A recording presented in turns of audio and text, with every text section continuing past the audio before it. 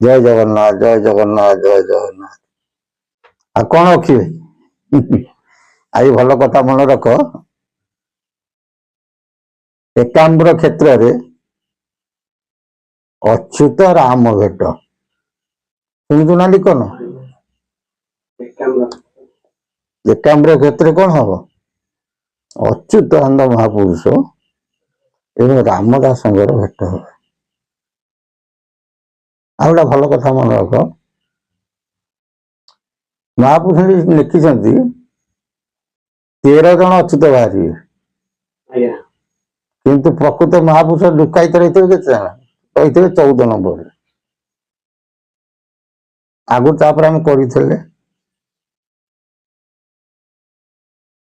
ନିଜେ ମହାପୁରୁଷ ଲୁଚିକି 14 ନମ୍ବରରେ ଥିବେ। ସେଇ ସମୟରେ 14 ନମ୍ବର ଯେତେବେଳେ ଥିବେ, ଇଆଡେ 13 ଜନ୍ମର ଲୀଳା କଣ ହେଇଥିବ?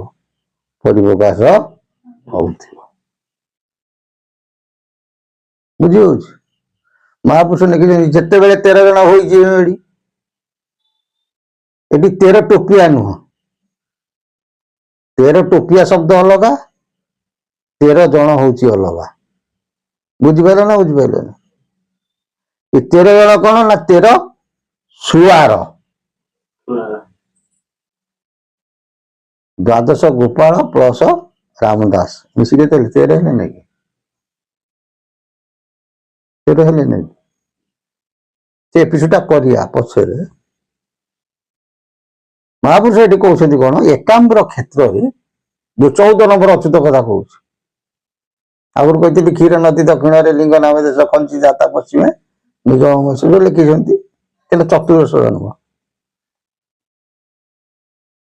ସେଇ ଜନ୍ମରେ କଣ ହେଇଛି? ଠାକୁର ତାଙ୍କ ଦେହରେ ଖେଳାଳିଳା କରିବେ।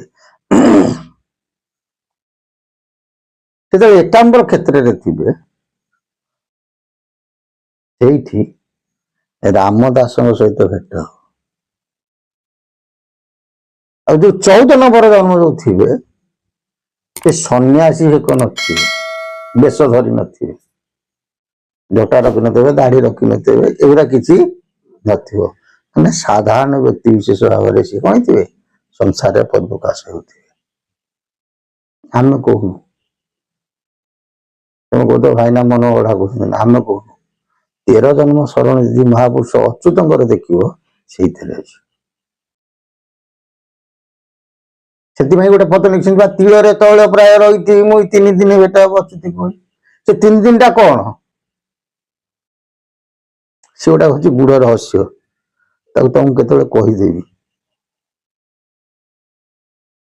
ବୁଝି ହଉଛି? ଏକାମ୍ର କ୍ଷେତ୍ରରେ ଯେତେବେଳେ ଥିବେ, ସେ ଅଚ୍ୟୁତାନନ୍ଦ ମହାପୁରୁଷ ଲୁଚି କରି ରହିଥିବେ, ଲୁକାୟିତ ରହିଥିବେ, କିନ୍ତୁ ରାମ ଜାଣିପାରିବ। ରାମ ସେତେବେଳକୁ ଭେଟ ଯେତେବେଳେ ହବ ଆସିକି, ତାପରେ ରାମଙ୍କର ଜ୍ଞାନ ନେତ୍ର କଣ ହେଇଯିବ? ଖୋଲିଯିବ। ଆଉ ମନେ ରଖିଥା, 14 ନମ୍ବର ଅଚ୍ୟୁତ ଯିଏ ହେଇଥିବେ, ତାଙ୍କର ସବୁ ସ୍ମରଣ ଥିବ, ପଛ କଥାରେ ସବୁ ଜାଣିପାରୁଥିବେ, ତାଙ୍କର ଚେତନା ଥିବ। ସେଥିପାଇଁ କି ଦୃଢ କରି ସେ ଲେଖିଛନ୍ତି, ଅଚ୍ୟୁତ ହାତରେ ସବୁ ଚାବିକାଠି ଅଛି। ଶିବ ଗଳ୍ପ ଲେଖିନାହାନ୍ତି ନା? କାହିଁକି କହିଲେ? ମାନେ ତାଙ୍କର ଅତୀତର ସ୍ମରଣ ସତ୍ତାଟା ପରିପ୍ରକାଶ ହେଉଥିବ। ବୁଝିପାରୁଛ ନା? ଏଇ କଥା ଉପରେ 13 ଜନ୍ମ ଶରଣୀ ସେ କଣ କହୁଛନ୍ତି? ଏକାମ୍ର କ୍ଷେତ୍ର ଅନେକ ଲୋକ ଅନେକ ଜାଗାକୁ କହିପାରନ୍ତି, କିନ୍ତୁ ଏକାମ୍ର କ୍ଷେତ୍ର ମନେ ରଖିଥାଅ, ଗୌରୀ ମଣ୍ଡଳ। ତାର ଅନ୍ୟ ନାଁ ହଉଛି କଣ? ନୈମିଷା ଅରଣ୍ୟ। ବୁଝିପାରୁଛ ନା ବୁଝିପାରିଲନି? ଜଗନ୍ନାଥଙ୍କର ମୁଖ୍ୟ ଦ୍ୱାର କୋଉଟା? ଏକାମ୍ର କ୍ଷେତ୍ର। ପୁରୀରେ ଅତୀତରେ କୁହନ୍ତି, ପୁରୀ ଯୋଉ ଲୋକ ଯାଉଥିବେ, ଆଉ ପୁରୀରେ ପହଞ୍ଚିଗଲେ ଲିଙ୍ଗରାଜକୁ ଦର୍ଶନ କରିଦେଲେ ସେ ଭାବନ୍ତି ଆମେ ପ୍ରଭୁଙ୍କୁ ଏଇଠି ପାଇଗଲୁ। ଆଉ ଲିଙ୍ଗରାଜ ମନ୍ଦିରକୁ ତମେ ଯଦି ଯାଇଛ ନା, କେତେବେଳେ ଯିବ, ଆଗ ପଟେ କିଏ? ସେ ଲିଙ୍ଗରାଜ।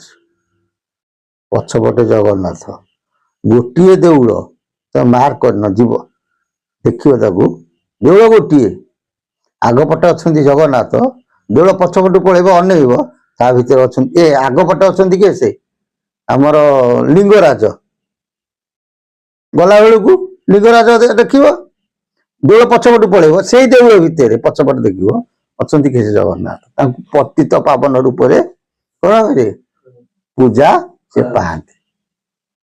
ବଡ ବିଗ୍ରହଟିଏ ଅଛନ୍ତି, ସେଥିପାଇଁ କୁହନ୍ତି ଯଦି ନ ଯାଇପାରିବୁ ପୁରୀ, ଥରେ ବୁଲିଆ ଲିଙ୍ଗରାଜ ବୋଲି। ବୁଝି ହଉଛି ନା? ଏଇଟା ତ ହରିହର କ୍ଷେତ୍ର, କହିଲେ ଆଗ ସେଇଠି ତୁ ଯଦି ପୁରୀ ନ ଯାଇ ପାରୁଛୁ ଯାହା ସେଇଠି ଆଗପଟେ ଦେଖିଦବୁ କାହାକୁ ମହାଦେବଙ୍କୁ, ପଛପଟେ ଜଗନ୍ନାଥଙ୍କୁ ଦର୍ଶନ କରିକି ଆସିବୁ। ଆମ ଗାଁ ଗହଳିରେ କଥା ସବୁ କହନ୍ତି। ତେଣୁ ସେଇ ଏକାମ୍ର କ୍ଷେତ୍ର ଉପରେ ମହାପୁରୁଷ ଦୃଢତାର ସହିତ କହିଛନ୍ତି। ବୁଝିପାରୁଛ ନା? ଆଉ କାହିଁକି ଆମେ କହୁଛୁ ମନେ ରଖ, ଅଚ୍ୟୁତ ବାକ୍ୟ କେବେ ହେଲେ ଟଳିବ ନାହିଁ। ସେ ଜାତି ସ୍ମର ଥିଲେ, ଆଗକୁ ମଧ୍ୟ ଥିବେ ନା ନାଇଁ? ବର୍ତ୍ତମାନ ସେ ଯୋଉଠି ଆବିର୍ଭୂତ ହେଇଥିବେ ସେଠି ମଧ୍ୟ ସେ ହେଇଥିବେ, ତାଙ୍କ ପଦକୁ କୋଟି କୋଟି ଶରଣ।